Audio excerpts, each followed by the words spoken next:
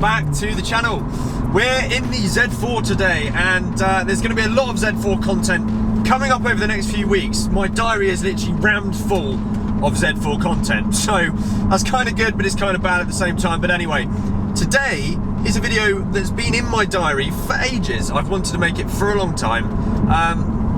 It is supposedly going to be an ultimate buyer's guide for one of these, an E85 Z4. But anyway, there's a few things I want to chat to you about before we get started. Before we get into it, I want to be completely clear that in this video, I'm only going to talk about things that I understand and know about. It's entirely possible that I miss a few things, but that'll either be because I don't know enough about the subject to talk about it, or I just don't know about it at all. So if you do see me miss anything like that, please do comment below so that we can all benefit from your comment. So as this is an ultimate buyer's guide to one of these E85 Z4s, it makes total sense to speak about and point out some of the options that you should be looking out for on these cars. Awkwardly, my last video was identical.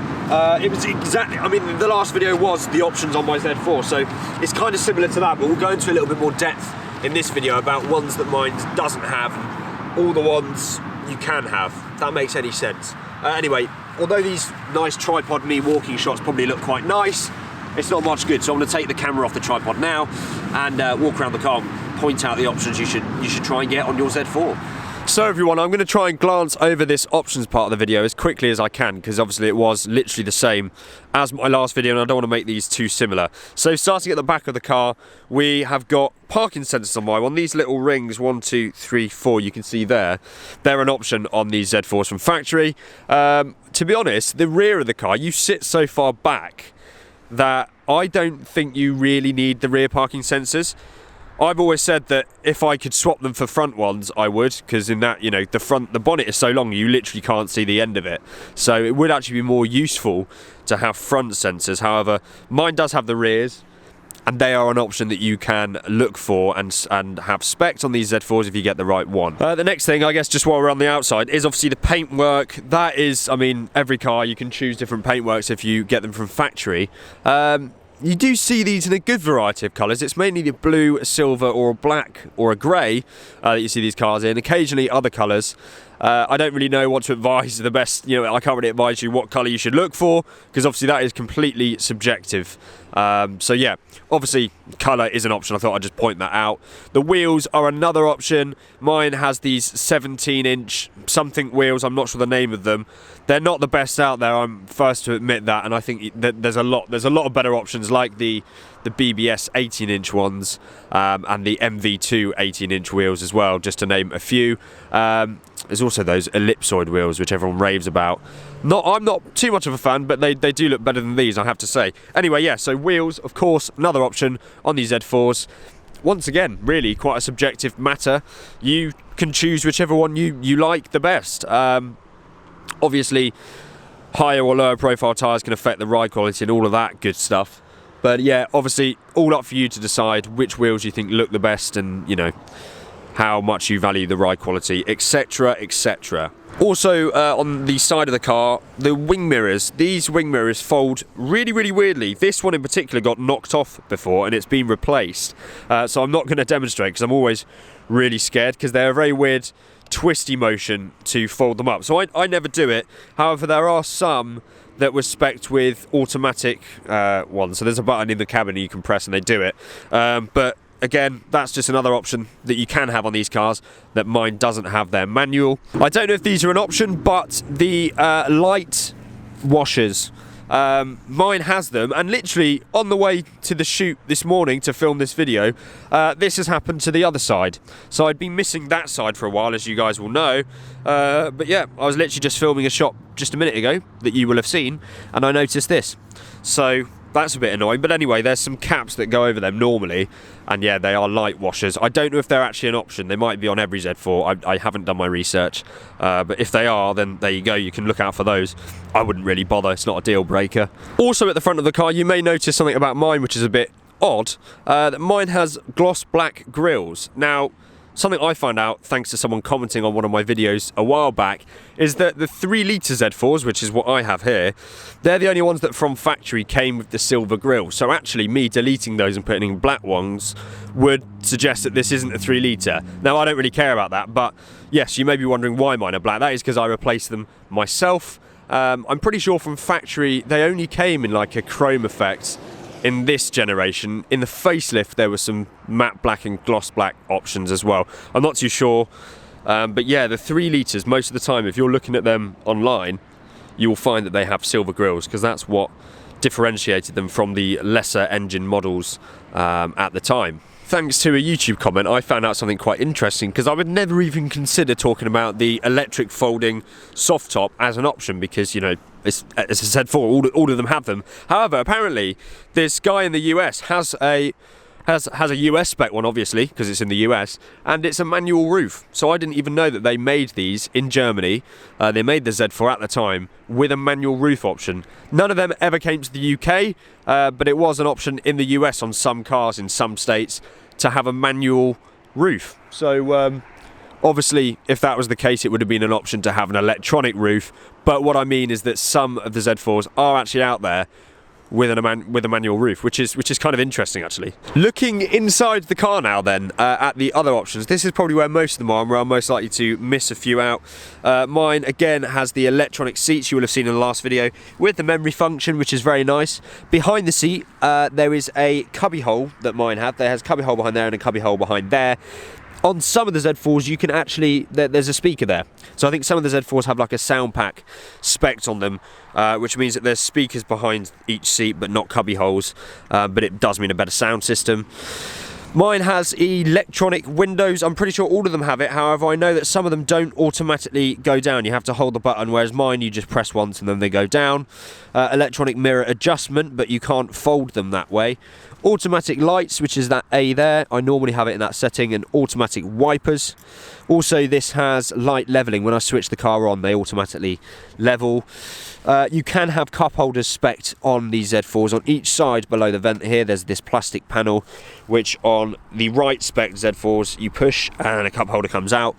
But mine doesn't have them on either side. All of the manual 3-litre Z4s, they're a 6-speed manual, which I've got here. You can get an SMG box on these as well, but I haven't actually driven one of those yet. You'll notice if you're looking at 2.5s or 2.2s or 2s, you may find that they're a 5-speed manual box, which I wouldn't recommend, because if you do any motorway driving, it can be a bit noisy at 70-80 miles per hour. Here are the 2 buttons for the electric folding roof that I mentioned. This one obviously has, as all UK models will, and there's normally a button there and a button there, which would be for the heated seats. However, this one doesn't have them. My car luckily has cruise control, which I spoke about in the last video. Again, it's quite a rare option. It's really cool that this one has it, because I use it all of the time. You can get a sat-nav up at the top here, which some of my friends' Z4s have. It's not very good, they don't even use it, so it's not a deal breaker either. The last thing in these Z4 cabins that can differ, as well as the seats I forgot to mention, you can get sports seats, which look slightly different. They're a bit more huggy on the sides, and here they also have an extension flap, which is cool. But the only other thing as well is the trim finish. So this is obviously an aluminium effect finish, which I'm not really too much of a fan of, if I'm honest, but I think I've seen some with like a gloss piano black finish as well, and also a carbon effect one, but I think that might only be for the Z4Ms. Anyway, that is all that I can think of. Again, if I've missed anything, do comment below. And I am sorry if you saw my last video, because it will have been very similar to what I've just gone through now. But yeah, these are the options you can look for when you're looking to buy a Z4.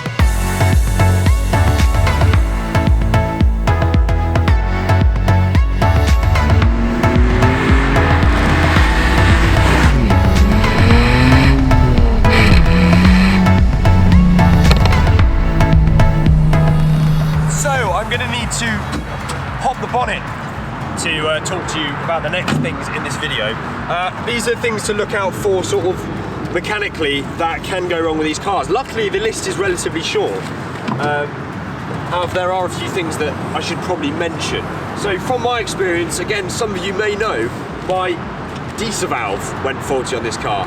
It's a very, very simple thing to replace, but yeah, my diesel valve went faulty and it actually caused a lot of engine trembling, and there's a little pin in the diesel valve which can become loose and actually go into your engine and cause catastrophic damage. So it all sounds very, very scary, but it really isn't a big deal. It's quite an expensive part, it's about 300 quid for an official one, but it's so easy to replace. So if you are looking for a Z4, perhaps when you go and test drive one and look at one, you can't really be pulling out the diesel valve, but certainly I think there's little ticking sounds you can listen for, but I would say if you've bought a Z4, definitely just check the diesel valve. It's so easy to do.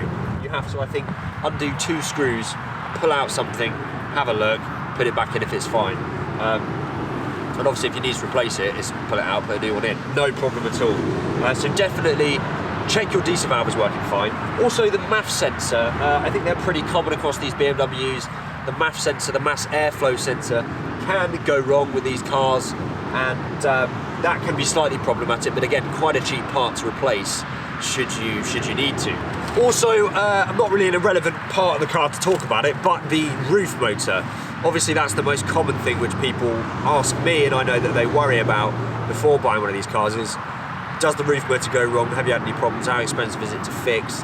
Now I think in short the answer is it's expensive to fix the roof motor, or replace it, should I say, in the region of £1,000 or something like that, ridiculous.